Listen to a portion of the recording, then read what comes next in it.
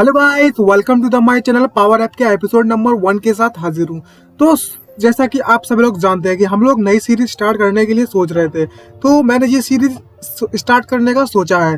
तो अगर मैं कुछ एपिसोड डालूंगा इसके, कुछ 5 या 10, उसके बाद हम देखेंगे। अगर हमें इस पर अच्छा रिस्पॉन्स मिलता है तो हम इसे कंटिन्यू करेंगे, अगर नहीं मिलता है तो कोई बात नहीं। अगर आपका मन करे तो आप इसे रीड कर सकते हैं, कोई दिक्कत की वाली बात तो बात है नहीं। आप जैसा चाहे ऐसा बता सकते हैं मेरे को। तो बस कमेंट करके ज़रूर बताना अगर ये सीरीज़ अच्छी लग रही है तो ही हम आगे बढ़ाएंगे, वरना हम दूसरी भी चुन सकते हैं, क्योंकि काफ़ी ज़्यादा सजेशन आ चुके हैं वैसे भी। तो एक करके मैं वैसे भी टाइम इसी लग गया मेरे को चूज़ करने में, क्योंकि मैं बहुत ज़्यादा देख रहा था। तो बहुत बड़ी बड़ी सीरीज़ थी और कुछ कन्फ्यूज़न भी। तो सबसे पहले इसको पिक करते हैं, कुछ एपिसोड बनाते हैं और दिखाते हैं। अगर अच्छे लगते हैं तो ठीक है, वरना चेंज करने में कितना टाइम लगता है, ज़्यादा ज़्यादा 1 सेकंड या 2 सेकंड। तो गैस बकबक बंद कर दें और स्टार्ट कर दें ये एपिसोड। तो शायद एपिसोड की स्टार्टिंग में हमें दिखाया जाता है मिस्टी, मतलब धुएं का एक क्लाउड इल्यूजन को। यहाँ पर एक मॉन्स्टर जैसा दिखाया जाता है, एक लड़का खड़ा हुआ होता है और बता रहा होता है आखिरकार मैं यहाँ पर क्यों हूँ। जो मेरी बॉडी है क्या वो कोई ह्यूमन बॉडी है? आखिरकार मैं यहाँ पर इस इमॉर्टल बॉडी के साथ यहाँ पर क्या कर रहा हूँ, और ये चीज क्या है? और बोलता है आखिरकार मैं यहाँ पर कर भी कह सकता हूँ। और व्हाइट जैसे दिखने वाली मॉन्स्टर होता है, वो उस पर अटैक करना स्टार्ट कर देता है, और वो जो लड़का होता है वो भी अपनी फुल पावर के साथ उससे बचना स्टार्ट कर देता है। तभी नेक्स्ट में दिखाया जाता है उसकी पावर इतनी ज्यादा होती है कि जो मॉन्स्टर था वो धुएं वाला वो गायब होना स्टार्ट हो जाता है, और वो बहुत ज्यादा पीछे आकर गिरता है। वो मॉन्स्टर नाइट जैसा दिख रहा होता है। तभी एक लाइट बॉल अपेयर होती है उस मॉन्स्टर को मारने के बाद, और वो उस लाइट बॉल को, उस मॉन्स्टर के मरने के बाद जो लाइट बॉल अपेयर होती है, वो लड़का होता है उसको लाइट बॉल को पकड़कर बोलता है आखिरकार ये किस तरह की चीज है, मैं इसे ऑब्जर्व कर सकता हूँ। और जैसे ही वो उस लाइट बॉल को पकड़कर तबाह करता है अपने हाथों के जरिए, तो उसकी जो सारी की सारी एनर्जी है, उसकी जो स्पिरिट पावर होती है, वो उसके अंदर जाना स्टार्ट हो जाती है, और उसका जो लेवल है वो भी बढ़ने लगता है। और बोलता है स्माइल मारते हुए मेरी पावर इसको एब्जॉर्ब करने के बाद बढ़ती ही जा रही है, और मैं स्ट्रॉन्ग पहले के मुकाबले में ज्यादा हो गया हूँ। तभी एक बंदा उस लड़के के सामने आ जाता है और बोलता है अच्छा, तो यहाँ पर कोई ऐसा बंदा आ चुका है जो मेरे इस क्लाउड रिजोल्यूशन को इजिली तोड़ सकता है। क्या तुम्हें वू गुआन ने यहाँ पर भेजा हुआ है मुझे मारने के लिए? तभी जो लड़का होता है वो उससे बोलता है सर, आपने गलत बंदे को पकड़ लिया है, जो आप सोच रहे हैं वो मैं नहीं हूँ।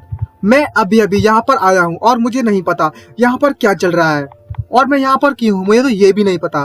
तभी जो सामने बंदा होता है वो उससे चलाकर बोलता है अपना मुंह बंद कर बे छोकरे, गॉड अबंडेंस वैली में तुम यहाँ पर कैसे आ चुके हो? वो ऐसे ही ओपन नहीं होती, अभी तक किसी ने उसको ओपन नहीं किया है, और अगर वू गॉन के द्वारा तुम्हें रिकॉग्नाइज नहीं किया गया तो तुम इस गॉड वैली के अंदर कैसे आ सकते हो?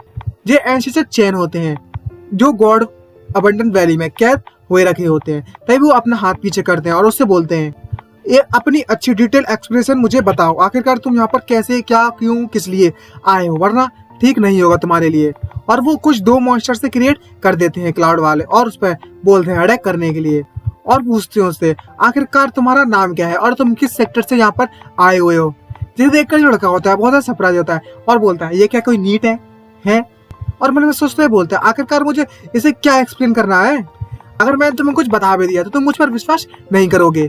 तभी हमें उसके पास का सीन बताया जाता है और बोलता है मेरा नाम फैंग जिया है, और मैं एक बहुत बड़ा पॉपुलर गेमर हूँ जो गेम में बहुत ज्यादा एक्सपर्ट है, और मैं गेमिंग की दुनिया में गेमिंग एम्पर नाम से जाना जाता हूँ, और मेरे कम से कम हजारों और लाखों फैंस हैं, इनके द्वारा मेरी इनकम होती है। और हमारा सीन शिफ्ट होता है, यहाँ पर वो गेम खेल रहा होता है, दिखाया जाता है, अजीब सिचुएशन में होता है, और तभी उसके पास्ट के बारे में बता रहा था वो, और बोलता है जब मेरा जो करियर है वो बहुत ज्यादा सेटल हो गया था और अच्छी अच्छी इनकम चल रही होती है गेमिंग की दुनिया में, तभी अचानक से कुछ होता है मेरे साथ और मैं अचानक से गायब होना स्टार्ट हो जाता हूँ, और मैं एक अलग ही दुनिया में आ जाता हूँ। तभी मन में सोचता है बोलता है आखिरकार यहाँ पर क्या चल रहा है और ये कौन सी दुनिया है, और मेरे जूते भी है मेरे पास। तो तभी कुछ छोटे छोटे स्पाइडर जैसे उसके पास आए लगता है और बोलता है लड़का, मतलब जो फैंग होता है वो उसे देखकर बोलता है यहाँ पर कुछ ऐसी चीजें मैं देखकर बिल्कुल भी ठीक नहीं हूँ, और उनसे बचकर भागना स्टार्ट कर देता है। और जो स्पाइडर्स होती हैं वो भी फैंग के पीछे पड़ जाती हैं, और जो अचानक से उसकी जो बॉडी स्ट्रेंथ पावर वगैरह सब 0 लेवल पर होती है,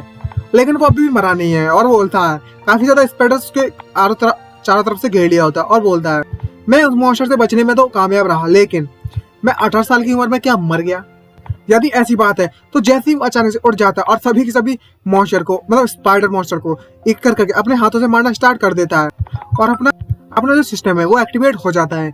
और जो फैंग होता है वो मॉन्स्टर को शट करते हुए बोलता है, मैं इस स्टोरी का मेन कैरेक्टर हूँ, अगर कार में छोटे छोटे स्पाइडर से कैसे मर सकता हूँ बे, हलवा समझ रखा है क्या। तभी अचानक से उन स्पाइडर्स को मारने के बाद कुछ लाइट बॉल्स उसके सामने अपेयर होती हैं और बोलता है, आखिरकार ये क्या चीज है, इस दुनिया में आखिर चल के रहा है, मैंने इस स्पाइडर को मार दिया और इसमें से एट्रीब्यूट्स टपके हुए हैं, लाइट बॉल्स और कई अलग अलग तरीका की यहाँ पर लाइट बॉल्स पड़ी हुई हैं।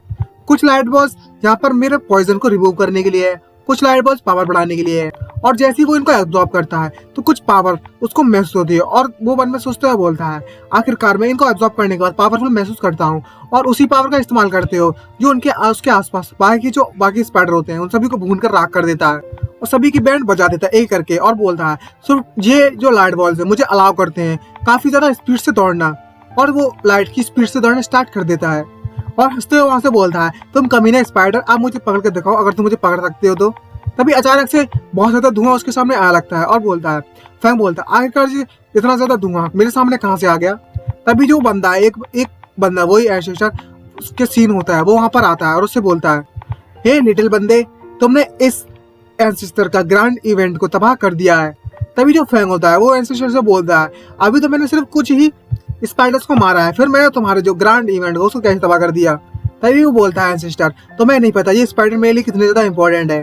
और उस पर गुस्सा करते हुए बोलता है, मैंने इन स्पाइडर को कम से कम 3000 सालों से नहीं देखा, मैं इन स्पाइडर्स को पका कर खाना चाहता था और मैंने इसके लिए कम से कम 50 साल निकाल दिए ताकि मैं इस जेड स्पाइडर को ढूंढ सकूं, लेकिन फिर भी मैं इनको नहीं पकड़ पाया और जो मेरा टाइम था वो बस आने वाला था।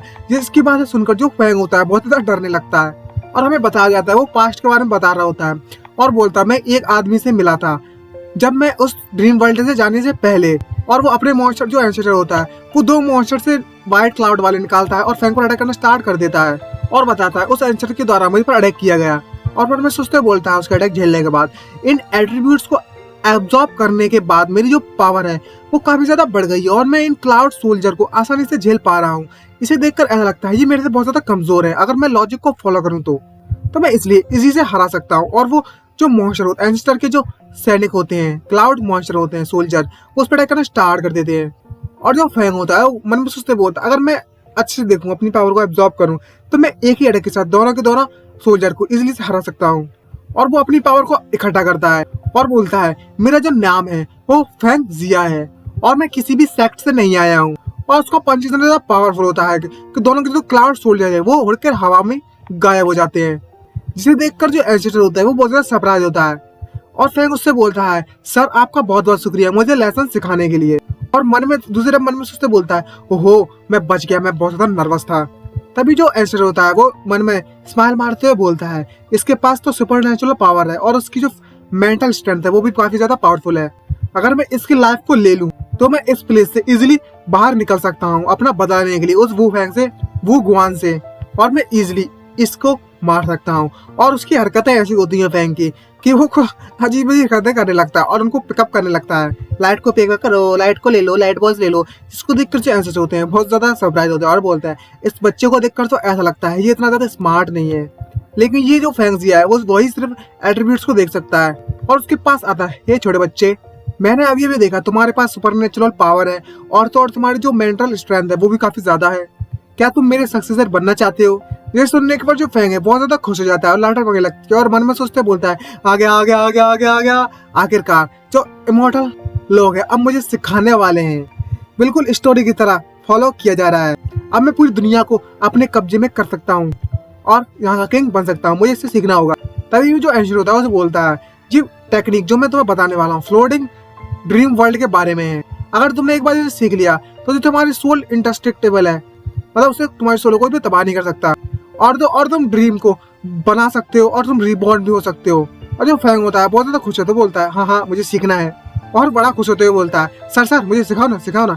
जिसे देखकर जो एंसेस्टर है मन में सोचते बोलता है, इस बच्चे को बेवकूफ बनाना तो बहुत ज्यादा आसान था, मैं तुम्हें सिखाऊंगा फ्लोटिंग ड्रीम 3 लाइफ्स। और बोलता है, मैं तुम्हें ड्रीम वर्ल्ड में भेज रहा हूँ, और उसके माथे पर अपनी उंगली रखता है और लाइट अपना स्टार्ट हो जाती है।